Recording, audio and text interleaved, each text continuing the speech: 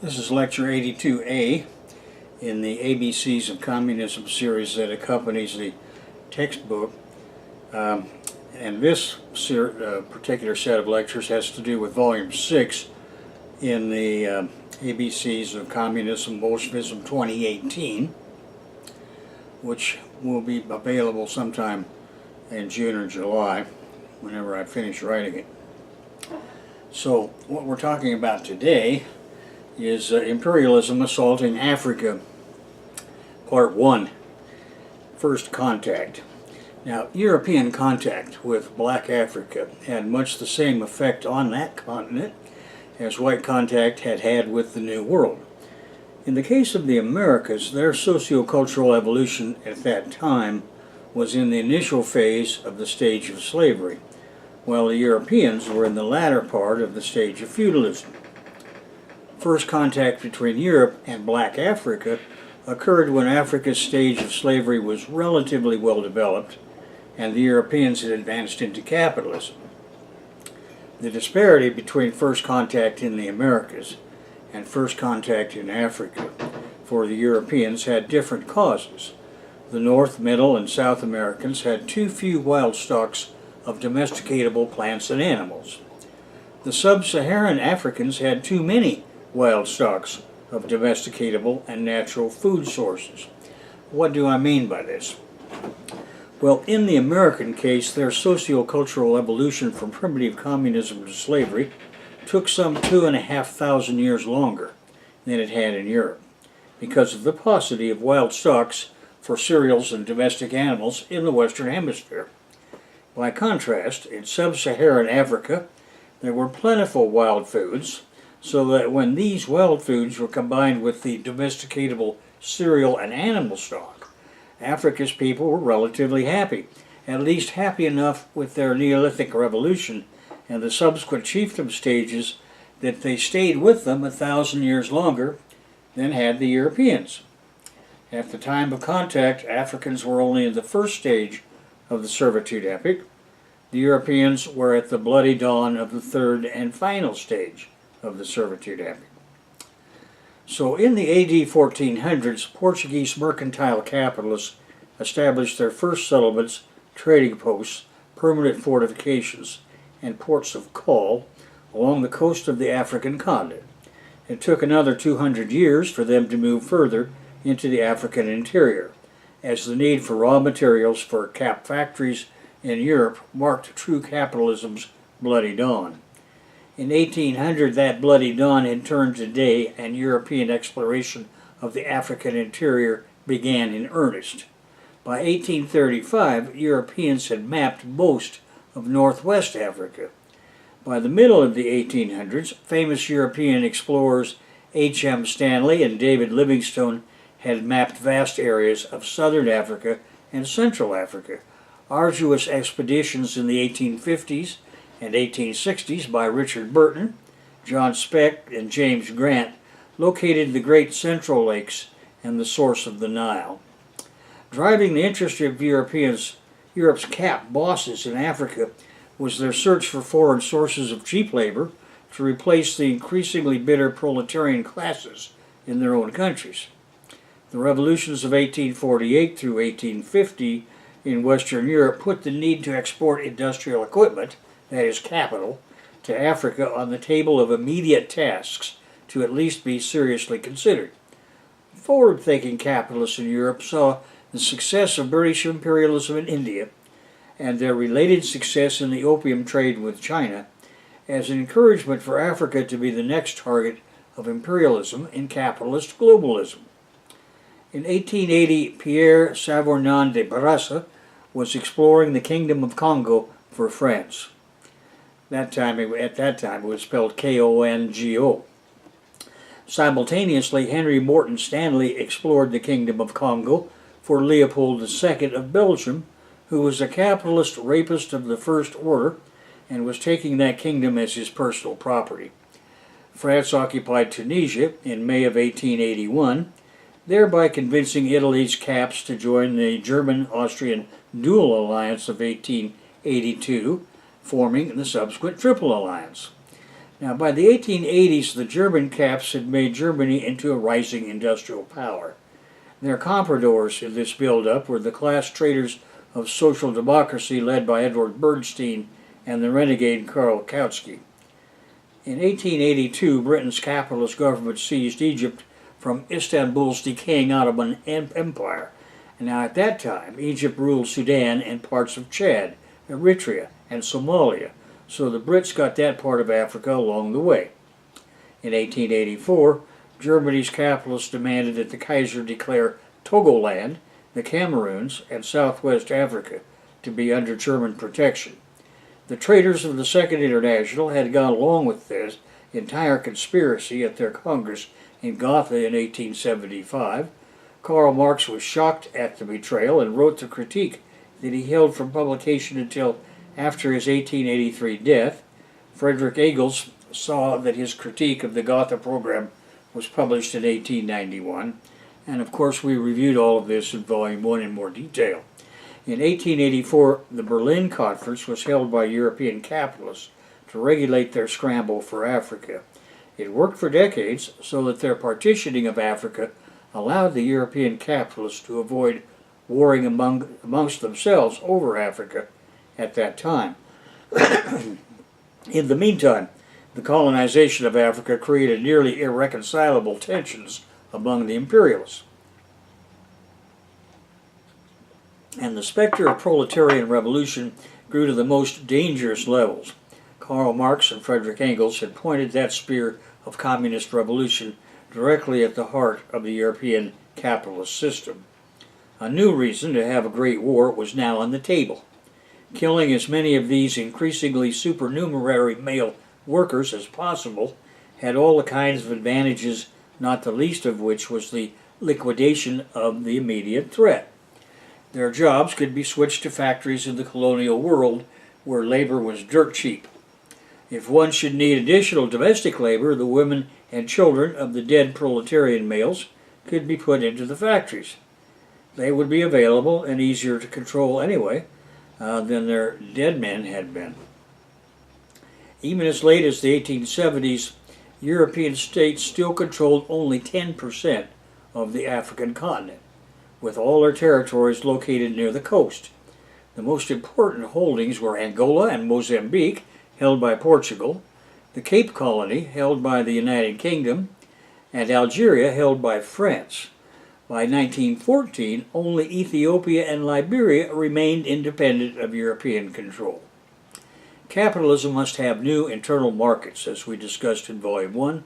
In other words, the end consumer market for such things as clothing is far from sufficient to absorb all the surplus value being created by labor power applied to machinery. Now, people do not eat iron, as Marx proved. Only other capitalists can use that raw product. Accordingly, capitalism forced the rapid advancement in transportation and communication. Thus we had revolutions in steam navigation, railways, and telegraphy. Medical advances kept pace with the development of such things as quinine for malaria, that alone made vast expanses of the African tropics more accessible for Europeans. Sub-Saharan Africa was one of the last regions of the world open to full-scale raping by imperialism. It was attractive to Europe's caps with its masses that could be the replacement labor for their own proletarians. Added to this was the fact that colonization created new markets for cap commodities. By 1893, Britain's balance of trade had a growing deficit, as continental markets never fully recovered from the Depression of 1873. Colonized Africa would offer the capitalists of Britain, Germany, France, and other countries a new market. Colonized Africa could provide Europe's capitalists a trade surplus, as colonies would be forced to buy more from the colonial power than it sold to them. Surplus capital was better invested overseas, where cheap labor, cheaper and abundant raw materials, and regulated competition made for greater profits. The demand for raw materials unavailable in Europe, especially copper, cotton, rubber, palm oil, cocoa, diamonds, tea, and tin, was on the rise, and Europe's consumers had become accustomed to them. Britain's capitalists had already secured the southern and eastern coasts of Africa for stopover ports on the mercantile route to Asia and their empire in India. In Africa, excluding the area that became the Union of South Africa in 1910, the amount of capital investment by European caps was small compared to their Asian investments. There were exceptions, such as Cecil Rhodes de Beers Mining Company. Rhodes had carved Rhodesia for himself. Leopold II of Belgium raped the Congo Free State. Imperialist ideologues argued that seized overseas markets in Africa would solve the problem of low prices and overproduction caused by shrinking continental markets. Advanced thinker John A. Hobson argued in his book Imperialism that the shrinking of continental markets drove the global new imperialism. Consequent rivalry between Britain, France, Germany, and other European powers meant colonization was inevitable if imperialist caps were to have a free hand.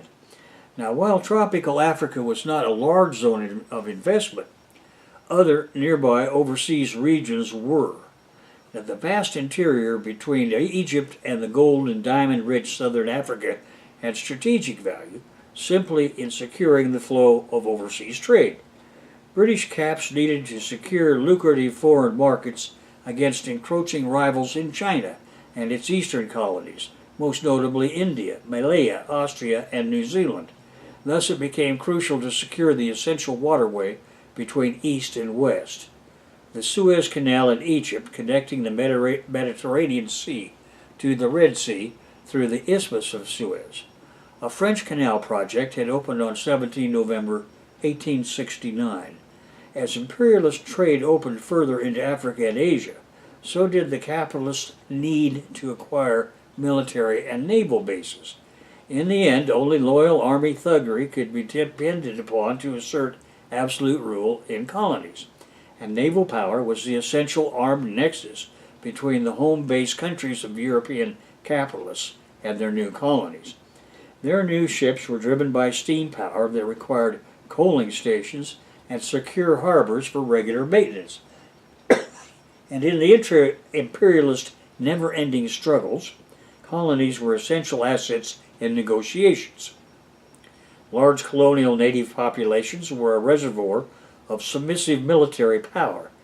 Britain and France used large numbers of British Indian and North African soldiers, respectively, in many of their colonial wars.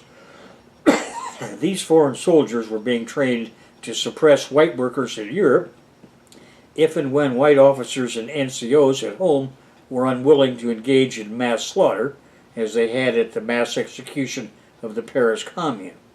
Of course, these colonial soldiers were also being prepared de facto for the coming World War. Germany would eagerly participate in this race to divide the African and Asian targets. The German economist George Friedrich List provided his capmasters with the theory he called the National System of Innovation. This was just the German version of protectionism, wherein is advocated a German customs union imposing tariffs on imported goods while supporting free trade of domestic goods. His development of the theory held that the cost of a tariff be considered as an investment in the nation's future productivity. His followers in the German Army and Navy advocated expansion into the Philippines, Timor, and Taiwan, that was then called Formosa. In 1888, Wilhelm II became Kaiser, or king, and replacing Otto von Bismarck in 1890 as his prime minister, he adopted a very aggressive policy of colonization and colonial expansion.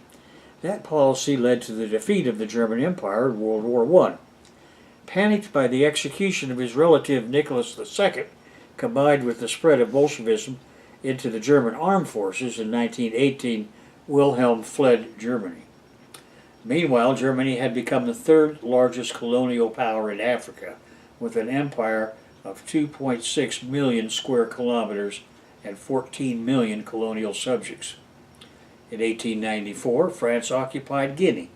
In 1895, French West Africa was taken. In 1910, that became French Equatorial Africa. In 1914, on the eve of the World War I, Germany's African possessions included Southwest Africa, Togoland, the Cameroons, and Tanganyika. Along the way, in 1904, the capitalists of France and the UK came to an understanding of how they would split the colonial world. In 1905, the German caps reacted violently to their exclusion from the French-UK combine, initiating what is now called the First Moroccan Crisis. This led to the Algeciras Conference, in which France's influence on Morocco was compensated by the exchange of other territories, and then to the Agadir Crisis in 1911. In 1898, the Fashoda incident between France and Britain, and a succession of international crises revealed the bitterness of the intra-capitalist struggle. Everyone gets in. In 1870, Italy took possession of parts of Eritrea, completing the takeover of that part of the Horn of Africa in 1889, simultaneously seizing Somaliland. In 1911, Italian caps engaged in a war with the Ottoman Empire, taking Tunisia and Libya. Italy had its own equivalent to Germany's George List, and that was Enrico Corradini. Italy's big caps created a slush fund for Corradini so he could publish his ideas of world domination, a newspaper called Idea Nazionale. With this daily newspaper, financed by weapons manufacturers, directed at military men, Corradini and his paper created a generic nationalist theory called proletarian nationalism. The idea was that the division of every nation into working classes, and those who commanded them, was the natural order of society within any country. In the Corradini version of the world, some nations should command the masses of other nations. Italy's imperialist task, accordingly, was the legitimate extension of this principle. And as luck would have it, the second international type of socialists found this idea to their liking. Among them was Benito Mussolini. Mussolini seized power in Italy and launched the Second Italo-Abyssinian War, 1935-36, occupying Ethiopia, which until then had remained the last independent African territory apart from Liberia. Leopold the Buccaneer colonizes the Congo. From 1869 to 1874, Belgian cap king Leopold II secretly sent Henry Morton Stanley to Africa's Congo region. Now, the cover story was that Stanley was searching for David Livingstone. Actually, Leopold did not give a shit about Livingstone, nor anything or anyone except himself making money. Stanley had secret orders to make treaties with African chiefs along the Congo River wherever he could, and so he did. In 1876, Leopold organized the International African Association, the Congo Society. For decades thereafter, Leopold's propaganda in Europe was that he spent his considerable fortune funding public works in the Congo and stopping slavery in East Africa. This fairy tale narrative made him out to be as philanthropic king of Belgium, with the credentials of royalty as cousin of Queen Victoria of England. However, it's all a sham.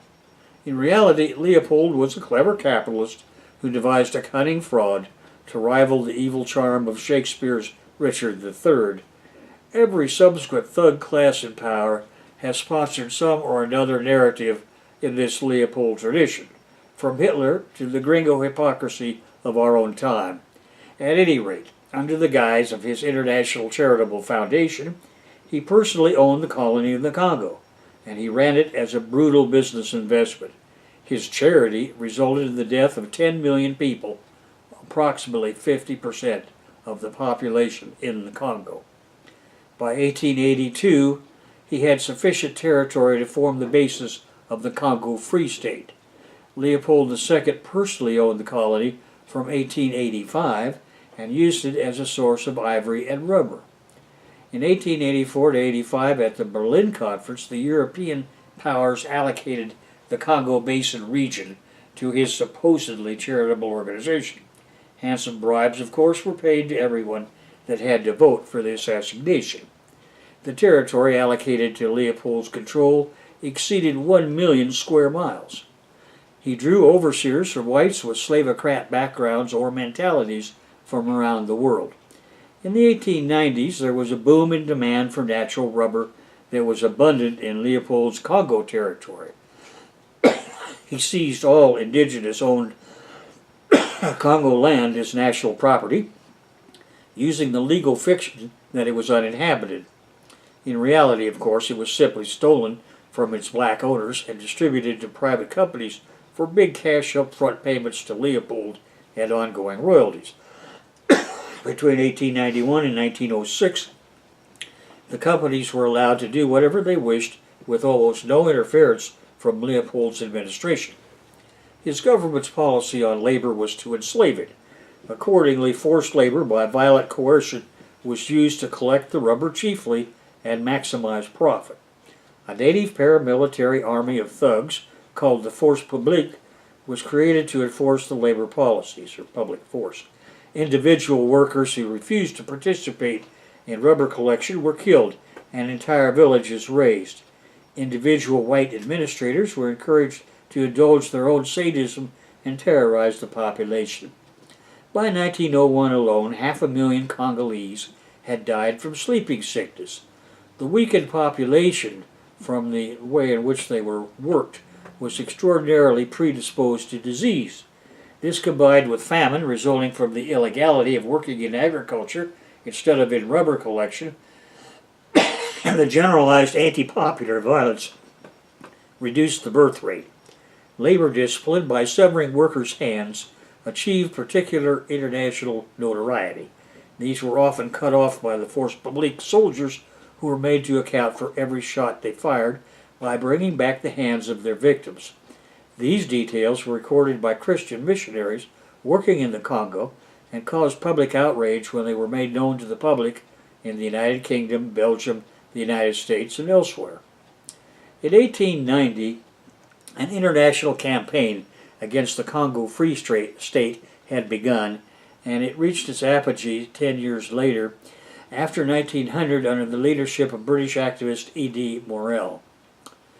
French capitalists grabbed their share of the Congo.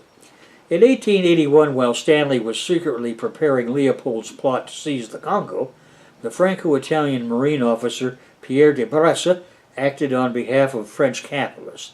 He traveled into the western Congo basin and raised the French flag over the newly founded Brazzaville, creating today's Republic of the Congo. In the French Congo, resource extraction was run by concession companies who copied their neighbor in Leopold's Congo, and using the same brutal methods, along with the introduction of disease, killed 50% of the indigenous population. In 1905, the French government appointed a commission headed by de Brasse to investigate the abuses in the colony. However, de Brasse conveniently died on his return trip, and his recommendations were neither acted upon nor released to the public. In the 1920s, about 20,000 forced laborers died building a railroad through that French territory. Meanwhile, Portugal also claimed the area due to old treaties with the native Congo Empire. Behind the scenes, the Portuguese caps made a treaty with Britain on the 26th of February, 1884, to block off Leopold's phony Congo society's access to the Atlantic. Nevertheless, by 1890, Leopold's Congo Free State had consolidated its control of its territory between Leopoldville and Stanleyville. Now he was planning a push down south, down the Lualaba River from Stanleyville. At the same time, the British South African Company, BSAC, of Cecil Rhodes was expanding north from the Limpopo River. He sent Frederick Seala's pioneer column through Matabaland to start a colony in Mashonaland. To the west, where all of these conquistadors would meet, was in the Katanga region of the Yiki Kingdom. That kingdom had been founded by the warrior named Msiri. In his time, Msiri was the most militarily powerful ruler in the area and traded large quantities of copper, ivory, and slaves. When the rumor that he had a lot of gold reached European ears, they reacted in Europe as Cortez had in Cuba when he'd heard about the City of Gold in Mexico. In any event, in 1891, Msiri was killed in a shootout with Leopold's thug Omer Bodson. Anyway, the scramble for Africa now included the fight over the Katanga region, where copper mining had begun 1,000 years earlier. Mines in the region were producing standard-sized ingots of copper for international transport by AD 990. Cecil Rhodes and his thugs from their home base in what is now Zimbabwe lost out to Leopold for ownership, but Rhodes and Brit Cap backers got back into the action with their own mining company that submitted to Leopold for cash up front and handsome royalties. After 1900, Leopold's General Society of Belgium controlled all of the mining in Katanga through his cartel, the Mining Union of Haut-Katanga. This included uranium, radium, copper, cobalt, zinc, cadmium, germanium, manganese, silver, gold, and tin. By the start of World War II, this mining cartel was a state of its own within Leopold's Congo. And that brings us to the end of Part 1 on Imperialism Assaults Africa. The next lecture will go on and continue this.